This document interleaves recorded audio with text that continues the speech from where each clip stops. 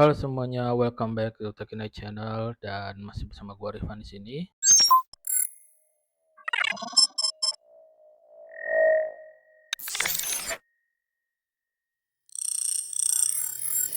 Kali ini kita masih akan membahas tentang Golang, di mana episode terakhir itu kan kita bahas tentang comments ya, bagaimana membuat sebuah comment di Golang. Dan kali ini gua akan coba sharing tentang bagaimana membuat sebuah variabel di Golang. Jadi, dalam membuat variabel itu sebenarnya kan kita tahu ya Golang itu compilernya berbasis C. Jadi pastinya mengadopsi cara penulisan variabel di C.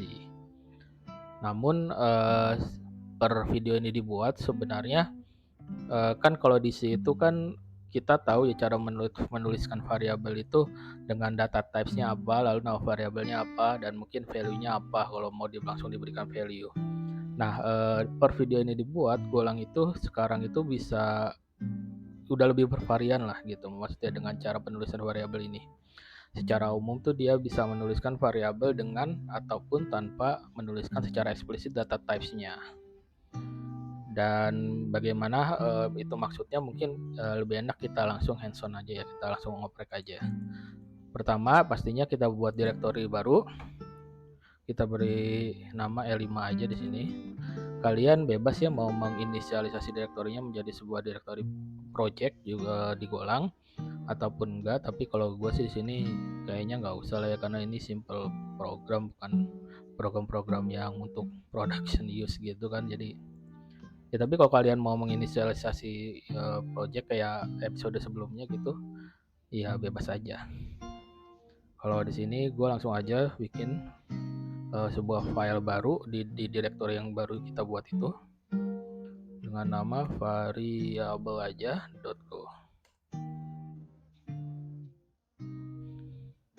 Alright, kalau udah kita masuk ke directory tersebut, directory 5, dan di sini kita coba untuk membahas tentang variabel bertipe string dulu aja kali ya. Kita buat mirip-mirip kayak hello world aja kayak kemarin. Oops. Nah, di sini cara menuliskan variabel itu dengan menuliskan keyword var. Lalu nama variabelnya apa? Mungkin di sini kita membuat variabel stringnya membuat sebuah nama aja kali ya, yaitu first name. Lalu, nah disinilah data types-nya kita tuliskan secara eksplisit. Misalnya apa string kan, karena kita membuat string. Nah kalau ingin menginisialisasi dengan value-nya, tinggal ditambahkan operator equals, lalu diberikan kutip, misalnya namanya apa nih, first name-nya, misalnya James kali ya. James misalnya kayak gitu. Lalu di sini kita coba print out, print ln dan first name. Ya, kita coba run di sini variables.go dan hasilnya sudah bisa di-expect ya, ditebak. Kalau hasilnya ya berupa string dengan kata James di sini. Lalu bagaimana kalau misalnya tipe datanya integer? Ya sama penulisannya. Var misalnya A. A itu sama dengan lalu tipe datanya integer sama dengan misalnya 1 atau 10 lah, 10. Lalu kita tulis fmt lagi dot print ln, kita kurung buka, kita tuliskan A, lalu save, dan kita coba run James dan 10. Dan inilah dua contoh bagaimana cara menuliskan sebuah variabel di Golang ini gitu, dengan mengeksplisitkan tipe datanya, yang satu string, yang satu integer. Nah untuk integer ini juga ada variasi juga nih, bukan integer aja sih maksudnya, tapi ketika kita ingin menuliskan multiple variabel tapi dengan tipe data yang sama, ada variasi juga, yaitu dengan cara seperti ini. Misalnya A, B. Nah keduanya bertipe bertipe data integer, langsung aja kita bisa tulis seperti ini. Sama dengan misalnya 10, 30.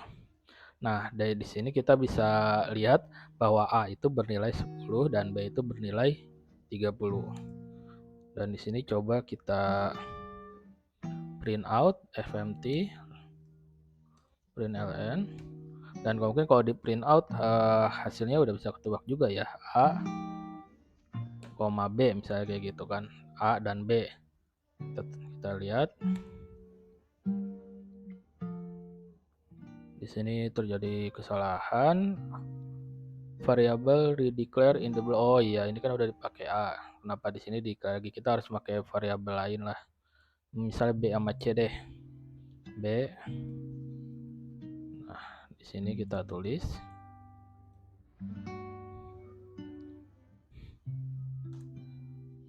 hasilnya kayak seperti ini. Kita juga bisa nulis mungkin langsung, misalnya kita mau jumlahin gitu ya, langsung diolah datanya atau nilainya. Hasilnya sudah bisa ditebak ya, 40 harusnya. Sip. Dan begitulah cara membuat variabel yang mempunyai tipe data yang sama, multiple variabel dengan tipe data yang sama gitu. Kalau tadi itu penulisan sebuah variabel dengan menyertakan secara eksplisit data type-nya. Nah, bagaimana kalau untuk membuat sebuah variabel tanpa harus menyertakan data type-nya? Ada caranya, dan caranya itu menggunakan operator atau keyword titik 2 sama dengan, yaitu seperti ini contohnya. Misal kita tadi kan udah first name, kita coba buat last name gitu. Langsung aja tulis last name, lalu titik 2 sama dengan apa, misalnya last name-nya apa, last name-nya misalnya horizon misalnya. Lalu kita print fmt.println, di sini last name, dan kita running, hasilnya horizon. Dan begitu nih, yang membedakan bisa dilihat dengan jelas ya. Di sini keyword var-nya itu hilang yang pertama. Lalu tipe datanya tidak usah ditulis, tapi diganti dengan titik 2 sama dengan. Dengan begini si golangnya itu sendiri bisa menentukan bahwa ini tuh tipe datanya apa gitu. Maksudnya kalau kita tidak menyertakan data types-nya dalam membuat variabel, Go compiler itu nanti akan mendefine data type-nya sendiri berdasarkan value apa yang kita berikan gitu. Nah, konsep ini secara official itu di Golang itu disebutnya type interference gitu. Jadi nanti kita cukup menuliskan variabelnya aja yang tadi seperti sudah kita lakukan, lalu value-nya apa, dan nanti Go compiler-nya itu yang akan menentukan tipe data apa dari variabel ini berdasarkan value yang kita berikan gitu. Jadi ini juga Golang menurut gua sih udah mulai ada ini sih apa memberikan kemudahan lah, jadi nggak terlalu strict kayak C, walaupun Golang sendiri compilernya berbasis C. Selanjutnya dari Go programming language ini, di Go itu ada sebuah variabel atau identifier itu bernama blank identifier, dan di represent dengan underscore, keywordnya underscore gitu. Jadi intinya sih blank identifier ini digunakan sebagai placeholder gitu untuk penampung gitu dari sebuah variabel atau value yang kita sebenarnya tidak pakai gitu. Jadi biasanya ini tuh dipakai ketika kita ingin mereturn sebuah function yang terdiri dari dua buah hasil return, tapi kita hanya menggunakan salah satunya gitu. Yang atau enggak ini juga dipakai untuk misalnya mengimport sebuah package yang kita sebenarnya tidak pakai seluruh package-nya, itu hanya sebagai tapi kita hanya mengambil ibaratnya inisialisasinya saja gitu. Kita butuh set effect-nya gitu. Contohnya sebagai sebuah inisialisasi gitu, Mas. Kayak gini. Kita coba buat dulu blank identifier itu kayak gimana maksudnya. Blank ident aja ya, disingkat lalu go. Di sini misalnya langsung aja gua coba copy paste aja deh. Seperti ini. Ini salah satu contoh implementasi dari blank identifier. Dimana bisa dilihat di sini ceritanya ada sebuah package yang diimpor yaitu fmt. Ini kok indennya jauh juga ya, 2. Dan ada sebuah function yang kita buat tapi bukan function main, yaitu function get values. Dia bukan function mainnya, dia tuh mereturn value 10 dan 20. Namun di main di sini kita itu hanya menggunakan value 10 aja, sedangkan value 20-nya itu tidak dipakai. Sehingga kan di golang itu ketika ada sebuah value atau variabel yang tidak terpakai, tapi kita tidak apa ya, tidak pakai, bener kayak tidak pakai gitu, itu akan menghasilkan sebuah error unused variable gitu kan. Nah, dengan blank identifier, value yang tidak dipakai itu bisa dimasukkan ke dalam blank identifier untuk nantinya tidak memproduce error value variable, bukan variable not declare, value tidak terpakai gitu, unused gitu.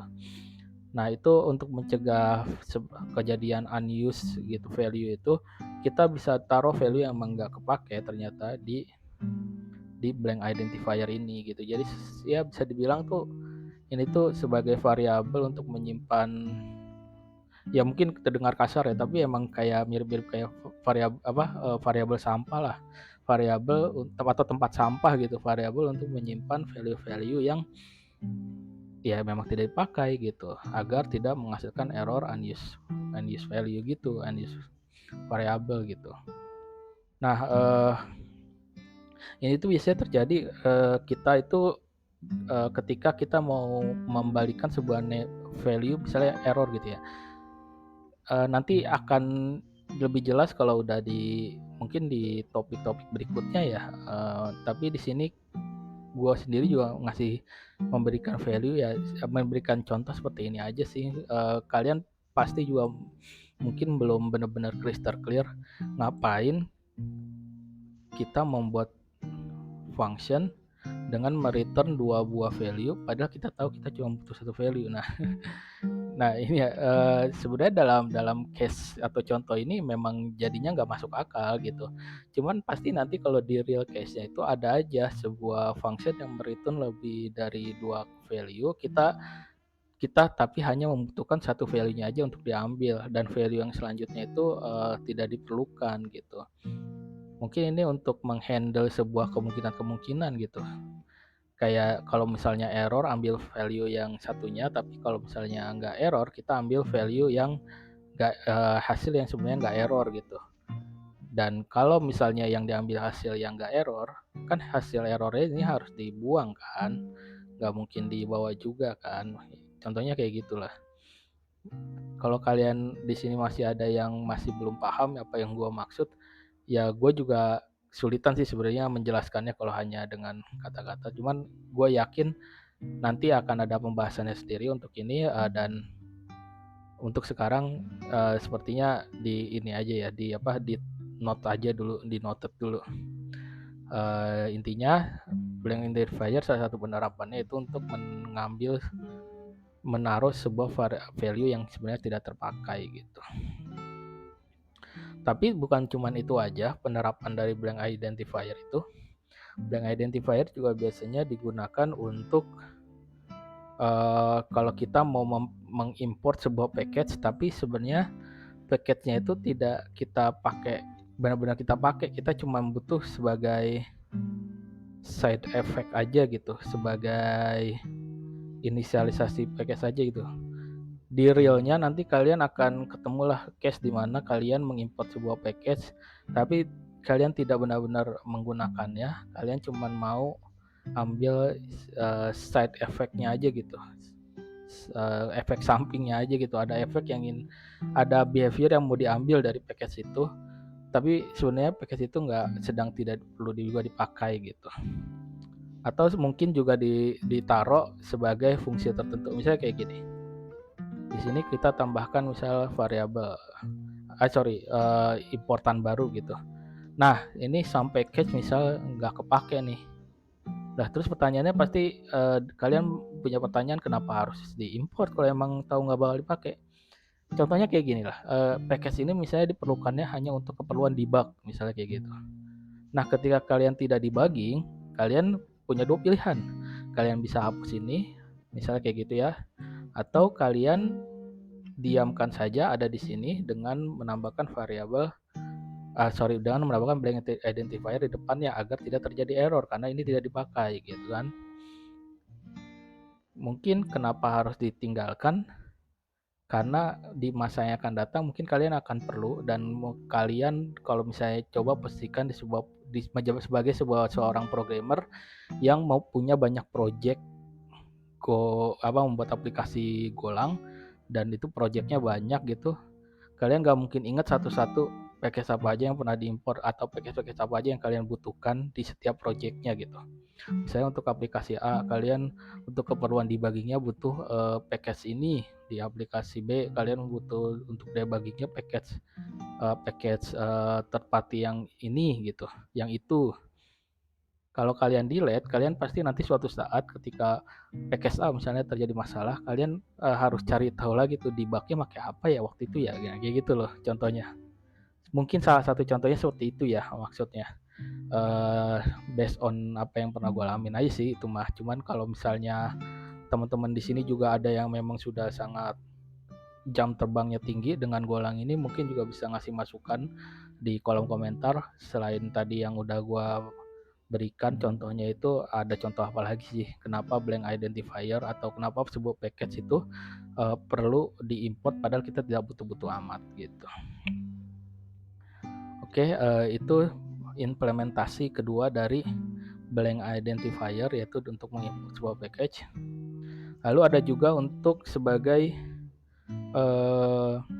penampung dari value array. Karena di tipe data array kalian pasti juga tahu kan ada yang namanya value-nya, ada indeksnya. Karena kalian mau ngambil value-nya aja tuh, indeksnya tidak diperlukan gitu. Nah, ya itu indeksnya bisa kalian taruh di blank identifier-nya sendiri gitu. So kayak gini deh contohnya. Nah, bisa kalian mau taruh seperti ini. Phone number ya, di sini ya number. Nah, ini blank identifier-nya di sini. Lalu kita print.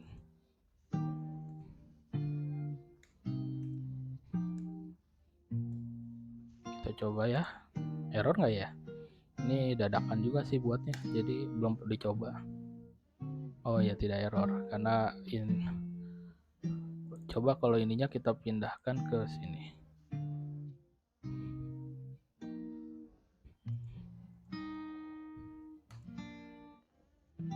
Tidak terjadi apa-apa juga. Oh ya ampun, salah, ini kan filenya blank ident, kenapa ini variabel ya? Oke, kita tadi salah menjalankan, pantesan gak keluar apa-apa. Ada error. Oh iya, ini kan package-nya package dummy aja nih ya, asal nulis. Kita hapus dulu deh ini untuk yang ini. Gak ada tuh package namanya example sama package itu. Lalu kita save dulu. Kita coba running lagi. Identified number. Oke. Oh ini kayaknya nih harusnya seperti ini. Number ini mungkin dirapin dulu. Udah. Kita coba lagi. Ya betul. Jadi tadi salah penulisannya, salah sintaks. Intinya dia itu akan memprint value dari array-nya ini. Cuman kalau ini ada di posisi sebelumnya di sini misal yang akan di print out yaitu adalah indeksnya, indeks dari array ini. Jadi inilah salah satu juga contoh penerapan dari blank identifier. Kalian ingin menggunakan sebuah value dari array ataupun indeks dari array, tapi kalau kalian menggunakan indeks kalian nggak mau menggunakan value-nya, dan sebaliknya kalau kalian menggunakan value-nya kalian sedang tidak mau menggunakan indeksnya. Nah, blank identifier itu bisa digunakan sebagai variabel atau eh, tempat pembuangan value-value yang tidak dipakai itu, intinya gitulah. Tapi ya baik yang tadi yang yang array ini maupun yang sebelumnya nih yang get value ini, intinya kan sama ya. Intinya itu blank identifier itu penggunaannya itu untuk menaruh variabel-variabel yang memang kita tidak perlukan gitu. Jadi intinya blank identifier itu fungsinya seperti tadi. Adapun tadi juga yang untuk menaruh sebuah import package lain gitu, misalnya third party package juga ya fungsinya sama. Misalnya kalian tidak menggunakan value-nya atau menggunakan functionality dari package tersebut, kalian bisa taruh aja ke blank identifier. Dan tapi kalian juga nggak mau ngedelete, intinya gitu kan. Kalian nggak mau ngedelete tapi kalian juga nggak mau pakai value-nya, mungkin belum mau pakai value-nya, kalian bisa taruh di blank identifier itu sendiri agar tidak menciptakan error gitu.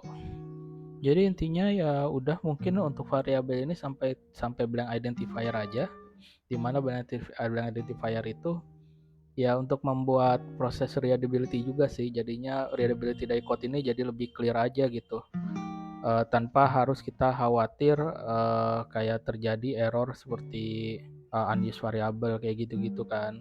Tapi juga kalian dalam menggunakan blank identifier ini juga ya harus wise juga sih menurut gua ya. Karena terutama kalau kalian bekerja as a team, ya itu bikin bingung juga sih para developer dari tim lain gitu kan, di tim kalian itu developer lain di tim kalian itu dalam membaca code kalian gitu. Jadi ya tetap harus wise juga gitu. Sebenarnya untuk variabel ini ada lagi dua jenis varian variabel ya di Go itu. Yang pertama itu variabel yang diperuntukkan untuk pointers, dan variabel dengan keyword make itu. Tapi kayaknya itu pembahasannya setelah gua pelajari juga, lebih cocok bikin video tersendiri aja karena akan berkaitan dengan pointers. Misalnya yang variabel pointers itu akan berkaitan dengan pointers itu tersendiri. Jadi penjelasannya akan lebih deep. Kalau kita gabungin ya terlalu panjang aja sih videonya menurut gua ya. Jadi kayaknya itu akan ada di episode tersendiri lah yang pointers dan make itu gitu. Dan untuk beberapa contohnya juga tadi di sini gue cuma nyontohin integer sama string ya. Tapi ya untuk tipe data lain cara penulisannya juga mirip. Di sini tuh gue lebih menekankan cara penulisan variabel di Go-nya aja sih. Kalau untuk tipe datanya ada apa aja ya itu bukan pembahasan utamanya gitu. Jadi ya oke, sampai situ aja. Dan semoga kalian terbantu ya dengan video gue ini, atau mungkin malah tambah bingung. Well, kalian mungkin juga bisa bandingkan dengan source lain aja. Kalau misalnya kalian masih bingung, at least gue udah coba bantu juga sih, dalam berkontribusi gitu ya dalam membantu kalian. Tapi kalau misalnya ternyata malah tambah bingung ya gue say sorry deh, gue minta maaf ya.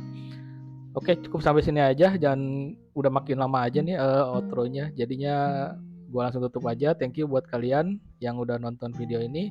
Dan again gue selalu minta maaf kalau misalnya ada salah-salah kata atau ya kesalahan-kesalahan teknis atau kesalahan-kesalahan yang lainnya yang tanpa sengaja gue buat. Ya gue minta maaf, dan kalau ada kritik, saran ataupun ada feedback dari kalian silakan aja di kolom komentar di bawah kalian tulis, yang pastinya juga dengan cara-cara yang baik ya, karena ya biar enak aja ekosistemnya kan. Ekosistem sharing nation ini kan jadi terbangun dengan enak lah gitu. Dan oke, sampai jumpa di episode selanjutnya. Bye.